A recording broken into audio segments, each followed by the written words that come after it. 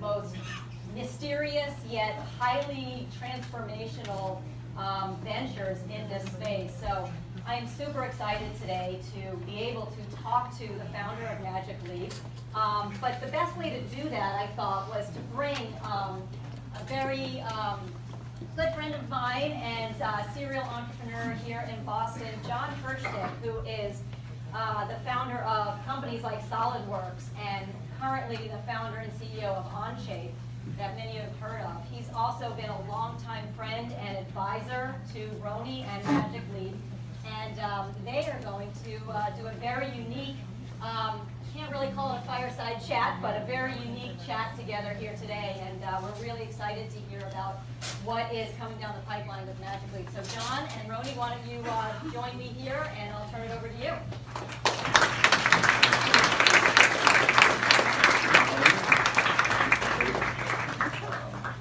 Well, hey, Jon. Hey, Rony. Great to see you. All good. And welcome. And I just wanted to add to Jody's kind Everybody. Yeah, hey. Oh, Jody, there was no hug for the robot? I think you got to do it. You got to do it. There's no hug for the robot. There's no fire at this fireside chat, but when Rony and his colleagues get a little further on their journey, we'll have a fire. Oh, you put a virtual fire. Someday we'll have the feelings of fire here. I just wanted to add that you meet a lot of people in life, and once in a while you get lucky and meet someone really special. And that's what happened to me probably 15 to 20 years ago, Rony, right? Rony was then starting another company long before Magic Leap and was introduced to me, and we met in Boston. And I remember that feeling you get once in a while. You meet someone really special, and you just know you've met someone who's going to do great things. And I felt that the day I met you. I said that to many people long before you had Magic Leap, and it's a delight to see you succeed, not only in your previous company, but now with Magic Leap. So I'm excited, and I think we'll have more fun today than anyone here. Rony, I remember when you were starting in this sort of primordial soup of ideas with Magic Leap. I couldn't figure it out when you were first telling me about it, but can you go back to that time and share with me, share with us, what led you to do this? Why get started with this? Yeah, it's, I think the white paper, if we get to do a white paper one day, will be really clean and orderly, but I think the reality is much more like, the primordial soup of lava and things bubbling around, and I think a lot of different threads wiggling together. One of them was very creative. I was coming out of Mako, which was the robotic surgery company where I first met Jon. In fact, I really met Jon before Mako actually ever became anything. And Jon was like ridiculously inspiring to myself and the other early folks at what became Mako. He told us something like, if you're going to the moon, you have to have a full tank of fuel, something like that. It was somewhat like we kind of used it as a rallying cry for a while. But it was about trying to imagine a creative future state of how computing should be. That's the most elegant way to describe it. And creativity is messy, it's sloppy, and that imagination of it was something that I was working on. I had a friend in New Zealand, Richard Taylor, who was you might know him from helping create films like Avatar, Lord of the Rings. I figured a group like that could help imagine some future state. And having grown up with computing, I don't remember a time where I didn't have a computer. I'm like a child of the people that invented computers. So I was trying to imagine, is this what life is like? Or is there something else that my generation gets to reimagine for the next couple of generations? It was a lot of those kind of questions. Plus, it was just wanting to make stuff that was really freaking cool. I think, there could be all those elegant, highfalutin components to it. It was like, wouldn't it be really cool if? And then there was almost this sense of pessimism, like, oh, I'm going to be like 150 before this stuff happens. And then there was a sense of outrage, like, oh, it's the year 2000 something, or 2010, or 2011. What the heck are we doing this? Like, where's the flying cars? Where's my spaceship? Where's my X-Wing? So it was all these kind of different emotions and sort of future state visions coming into being. I don't know if that helps, but that's a glimpse of what was going on there. I think that helps a lot. And we have a bunch of terms on the agenda today.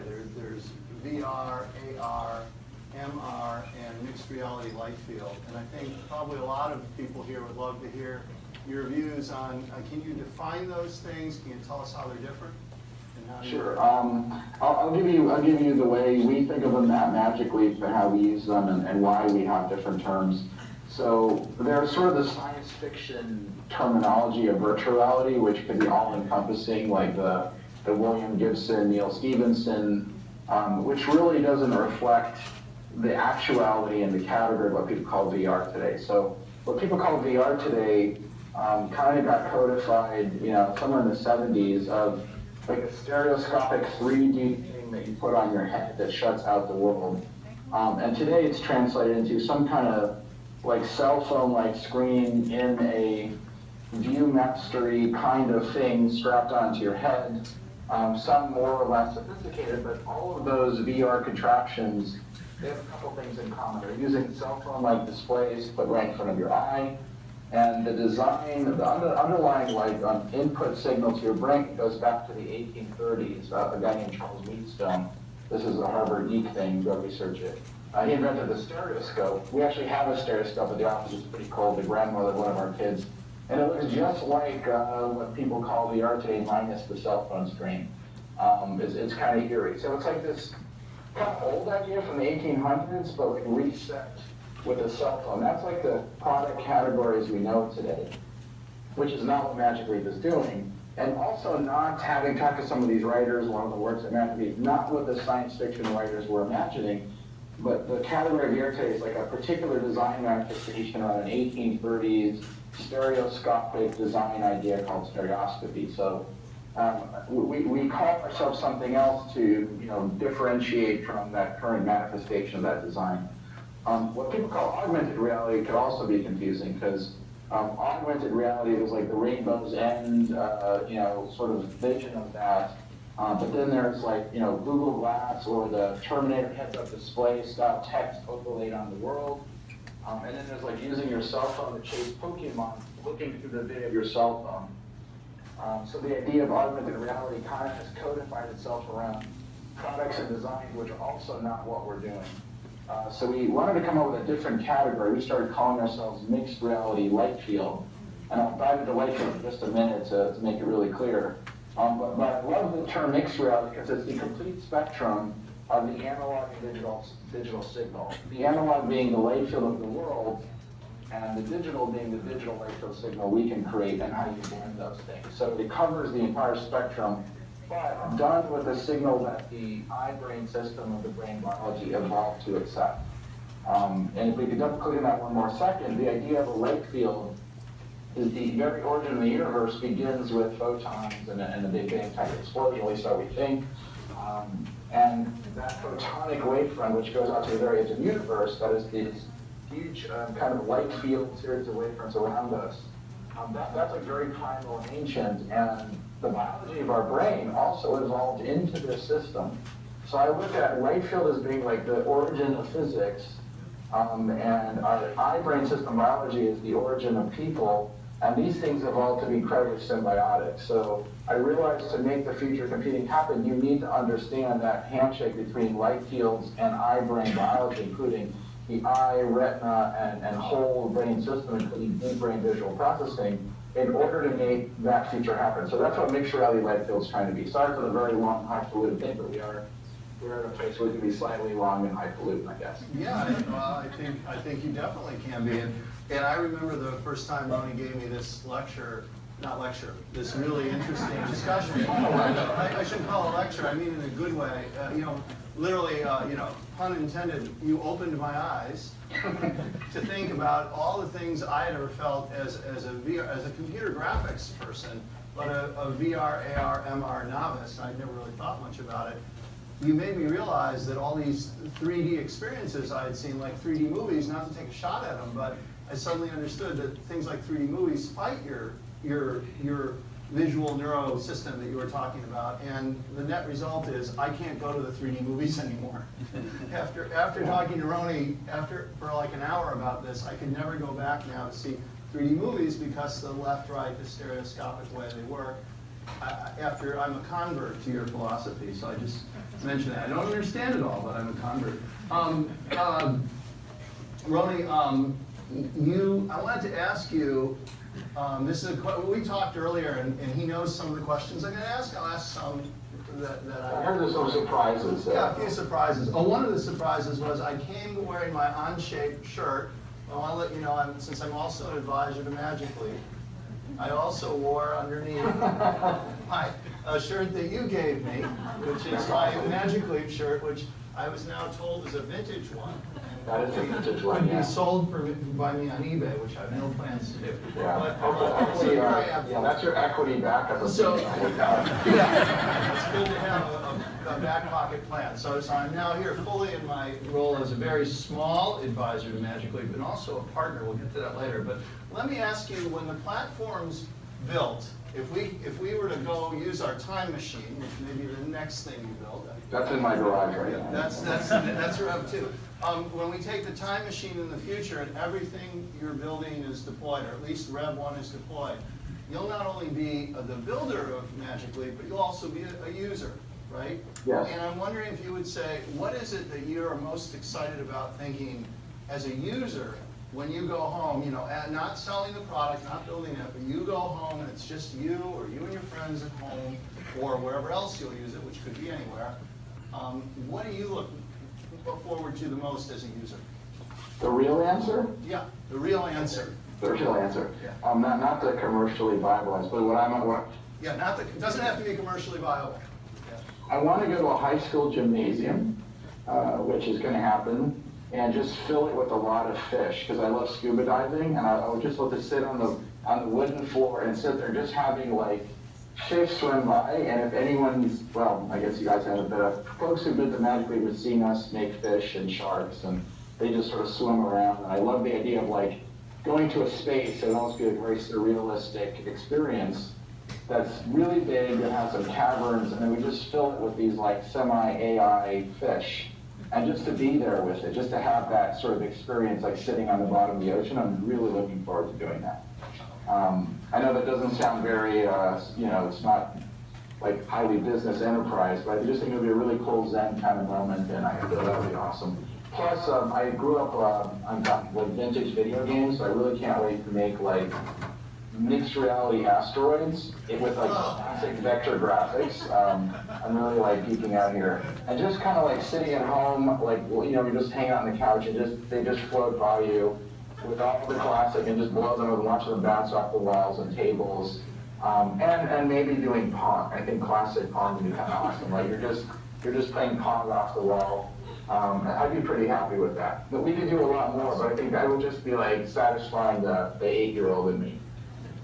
Oh, that's awesome. I'm glad. I hope you find it interesting too. I like Plus, I want an X-Wing fighter in my driveway. X-Wing fighter in your driveway. Okay. Well, you probably want that in real reality too. Yes, I want the atoms as well. Yeah. So yeah, you'll get. Well, I'm sure with time you'll get both with bits and atoms. One more thing on that. I can't wait, because I did mechanical engineering and then biomedical engineering. I can't wait to actually sit around at home, come up with crazy ideas, and use stuff like Onshape and see those ideas just emanate. Because I think that, like, having been a McMechie and grown up like in the early days of CAD and things like that, that is part of the formulation of thinking, like imagining creating something that's in the world, but then having to translate that to 2D and back again was an art form that only certain engineers can do well. And now you can actually just do it directly in the world, and I think that is going to be sick and awesome. And Jon has seen some of the things we're doing. It is pretty freaking cool. So. Yeah, the stuff they're doing is really freaking cool. I'm glad you brought this up. I've worked building CAD systems. That's what I do for 35 years now, and I've done a succession of computing platforms. I've seen all kinds of changes in computers and changes in input and output devices come along, and many have been very useful. Many of you are CAD users, maybe. Any of you CAD users or know about CAD? Okay, some do. For the rest of you, bear with me a moment. But I have to say that having seen the platform, and we've publicly announced that we have a partnership between Magic Leap and Onshape. We haven't said any more than we have a partnership. But having having thought about it, I think I can say without reservation that I truly believe that what Magic Leap is doing has the potential to improve the way every product on Earth gets designed and manufactured and built. It's so profound for what it could do for the CAD user, which is, you know, as you say, an application that isn't about entertainment. So while design can be very entertaining, but it really can change the way it would work. And actually, do you want to comment on any other, what I call business uses of mixed reality light field? Yeah, let me relate why, I guess, I think the comments about, VR, AR, MR, our variant is mixed reality light field, and why we think it's relevant to things like design, but also extrapolate to things like healthcare and other areas. The brain, the visual processing of the brain, the visual cortex, was really evolved to be spatial. We learn and think in a spatial way, and then for the last hundreds of years, we've had this transformation of 2D or text into this spatial learning, and not everyone can do that. You have to be a special kind of person, usually a more nerdy, geeky kind of engineering person, to sort of grow up and have that thought process of these mathematical or line drawing transformations. But we've all evolved to be in a very volumetric spatial world. That's like the native way we are on this planet. And what I'm excited about the possibility of light fields is that it allows everyone on the planet who has that native spatial processing in the brain to maybe start to think and do things and understand concepts, whether it's complex, concepts about physics, mathematics, architectural concepts, a doctor looking at a really sophisticated, a problem in someone's heart, and you can move around, not just like what we call 3D on a screen, but there's a true spatial reality of an object that you can like examine as if it was completely and really there. That's how our brains natively work. And I think you'll have some interesting breakthroughs that will include a lot more people in areas of maybe technology and design that were excluded because they don't have that transfer function between the abstract to spatial reality. But everyone has the spatial reality capability. I think that's going to be really interesting and maybe a more democratic way of inviting science and complex topics into the wider population. And I think that'll have a lot of impact on, I think, from education, architecture, medicine. There are doctors who are great at certain things, but they don't have that full spatial understanding. And the world they came from at Mako, we saw all those errors. We even worked with folks at Harvard to understand those errors in things like hip surgery. So that spatial combination is very difficult to be abstract, a 2D thing or a plan and then execute it. So I think it would be really cool to see that happen, and I think it'll make life easier for a lot of people. It'll open more doors for a lot of people because we're making technology fit how our brains evolved into the physics of the universe, rather than forcing our brains to adapt to a more limited technology. I don't know if that makes sense. We're making technology bend to our neurology and to our way of being, which I think is an important trend for everything in engineering. And I know that, so related to that is something we've talked about, is what will that mean for the other devices that people have? Their laptop, phone, tablet.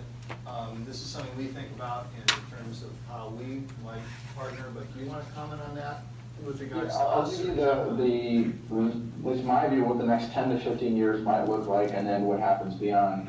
I think if you deconstruct a laptop or a computer, but let's focus on a laptop, there's the processor, there's memory, there's interface ports, there's the display, there's the keyboard and trackpad. I think if you deconstruct it, the processor, the CPU, GPU, memory, those are important. They get reconfigured and they get put somewhere else. Those don't go away, and the companies that make those processors, in fact, will have this really nice, I think, like multi-decade run of really needing more GPU, really needing all kinds of power and sensing capability and more AI capability. So that's actually good for people in computing. The current design of computing them doesn't make any sense in this new world. Like the configuration of it, the people that make displays, that is all going to radically change, and it will change over the next decade and a half, if companies like Magic Leap, not only us, but if companies like us are successful. And I think we're also, it's going to sound contradictory, wanting to play well through that transition. There's Thomas Kuhn had this discussion about paradigm shifts and like things die and other things are born. our goal is there a soft transition point where the ecosystem of phones and tablets and computers still play well with these new devices? And we realize we can't come in and like think everything is going to die or change overnight. That's actually not a good idea. How do you play well within other ecosystems and then have transitions occur because it's simply a better experience and it's just a better product? And I think what you'll have happen near the end of the decade are like just massive step functions, where you start to get to scale and you start to have these crystallization events, and like with mobile phones, suddenly everyone's got a mobile phone, and all these weird second and third derivative things start happening. So I think there's a lot of interesting activity in the next 2 years, in the next 5 years, but the next 10 to 15 years are like totally nonlinear. They're completely out of control. We can only imagine what's going on. But it should be all good, and there's a lot of interesting opportunity. Hopefully it's all good. And I want to say, I'm really glad you shared that. Also, I thought, what a profound comment there. You said something like the current design paradigm of computing has no place in the future world. But that, yeah, that's a tweetable moment to me. But you also I thought, I'm really glad you shared openly this idea that these platforms could work together, at least through the interim. It's a very interesting idea for me that before you talked to me about that, I really hadn't seen that. I think that's something I don't know. Let me give you a specific example. Like there's, let's say, a 10-person design team. 3 of them are in Africa.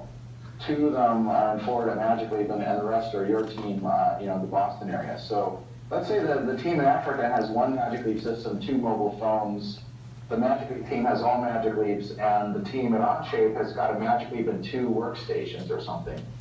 There's a distribution, different kinds of computing technology, but we want software and ecosystems that allow all those people with those devices to still have an input, to still make a difference.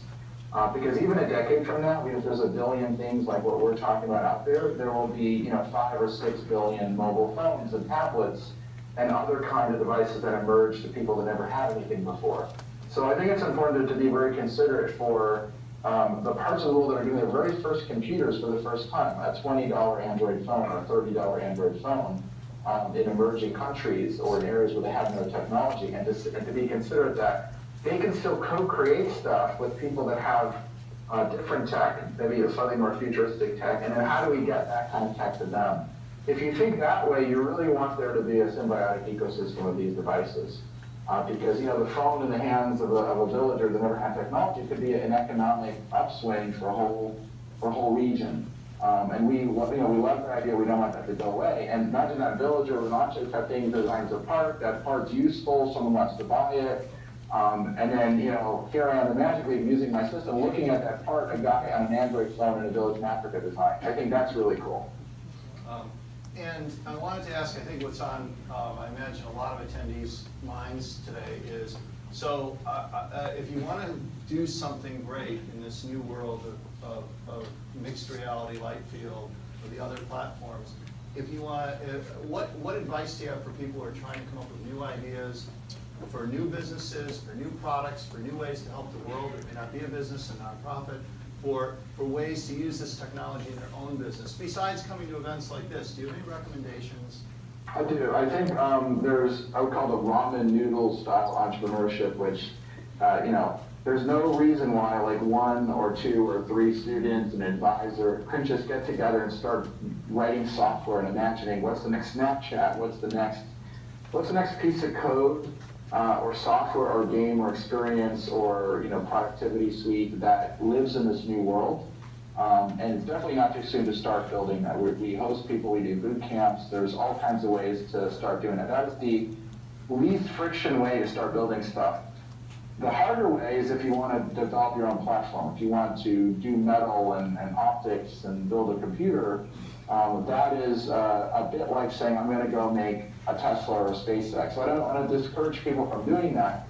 You just have to have the stomach for like enormous lifting of boulders over mountains. It is not for everyone. But if you got that in you, then I would say this is also a great time to go start up whatever it is you're going to do. It's kind of a Wild West in how computing is going to shift. So I think it's an exciting time. Well, that's great. You mentioned, you said boot camps and other ways to engage with the platform. And my guess is that's going to be very interesting to a lot of people here. you also said about carrying huge boulders up. I have to say, in my career, I get to work with some of the coolest product designers in the world who are customers of the various products I've built, and today with Onshape.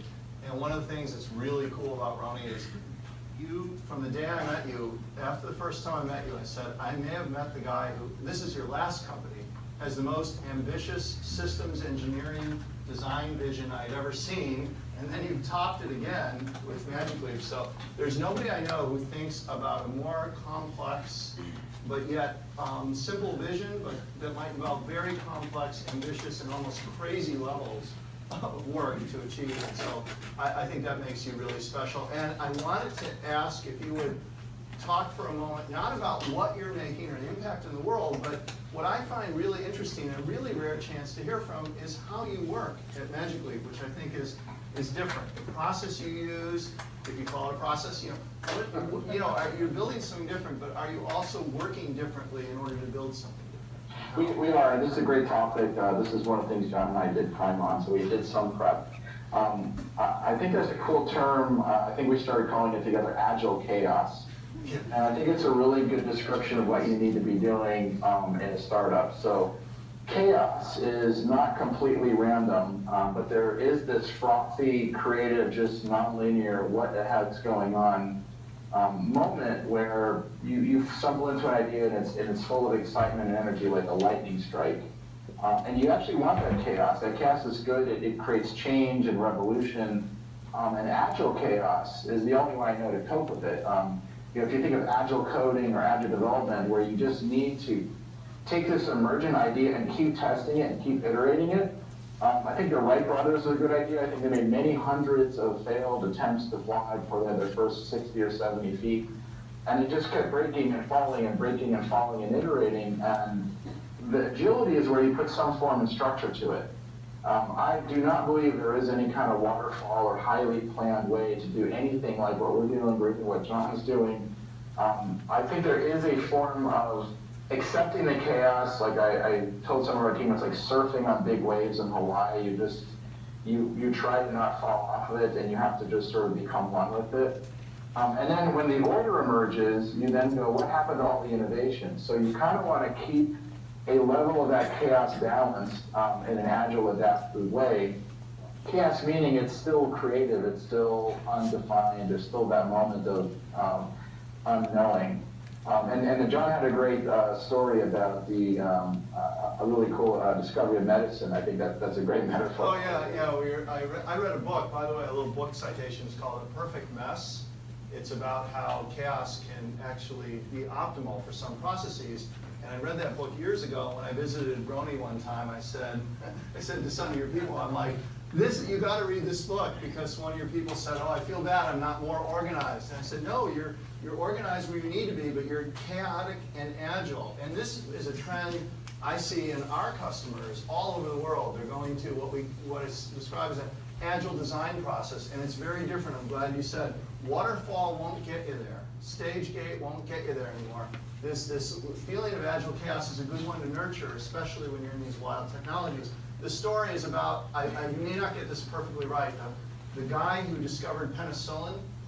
Who was that? Fleming? Is that right? Someone here knows. Was it? Someone here must know that. Yeah. Someone from the medical school? Alexander Fleming. Alexander Fleming. And he discovered penicillin, and the story, as I get it, was his lab was a mess, and he went away on holiday, and when he came back, the mold had grown, but where the penicillin was, it didn't grow. And so years later, they walked him through a beautiful, well-organized lab in Britain, and they said, Dr. Fleming, just imagine the discoveries you would have made if you would have had this beautiful, well-organized lab. And Fleming said, not penicillin. And so that's what I thought of when I visited Magic Leap. And there's a very Zen-like thing to that, because if you think of like water running down a mountain, it's not going in a straight line, it's going around things and through things and over things, and there's this path it's following, which has like this natural affinity with the physics of pulling it down the mountain. And I think that's what a startup is. You have to follow this almost Taoist path of where this emergent idea is taking you. And if you're not willing to do that, you're not willing to go on that almost like Colorado river rafting ride of adventure and discovery, which you can fall off and bang your head and get really ill sometimes. If you're not willing to do that, then starting something up is probably not the right thing. But if you wake up in the morning, you're like, that's what I love doing, then you put on your helmet, you just jump in the raft and you go. Well, to pick up on your water analogy, Rony, there's a force of gravity, though, that pulls. Even though there's a lot of chaos, there's a gravity, and I'd submit that you are the gravitational vision force that pulls the water streams magically in the right direction. Use the force. Right, use the force, right? You're the force. I would add one thing to it. I think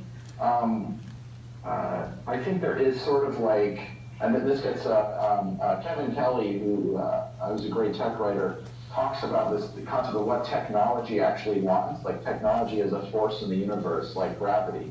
And I think some people are actually channeling or tapping into or just paying attention to this emergent complexity of all the systems in the universe coming together, going, oh, I think that's cool, I hear or see that.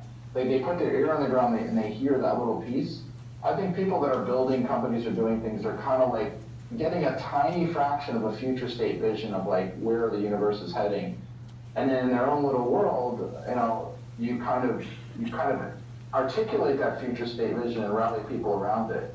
But there's also a lot of emergent things happening around you that you may not be able to fully articulate. Maybe the way you articulate is by this visual description or tapping into it. I think every entrepreneur is like channeling a small lightning strike in a much bigger picture. And I think we're all inside a big super system, which is a lot of complexity, and we have our own little part in how that plays out. I think it's pretty cool at some point. Well, I think that many of us have a little part, but I think I have every confidence that, Rony, you have a big part. And I think with what you're doing now, I think you are going to touch a lot of people's lives in my small part of the world with Onshape and CAD systems, and in a lot of parts of the world. And I know for me, it's always special when I get a chance to talk to you. I hope everyone here has really enjoyed this opportunity to meet Rony and discover what a special person he is. And I think we all learned something. And so with that, I want to say thank you, first of all, for what you're doing with Magic Leap, but also thank you for taking the time to join us here today. So Rony, thanks a lot.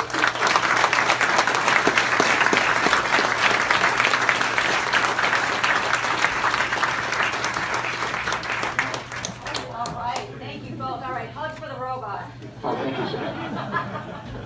Thank you so much. All right. Okay, so I would love for that conversation to go on and on and on because there's so much more I'd like to learn. But we have a busy day ahead of us, and I just wanted to give you a quick overview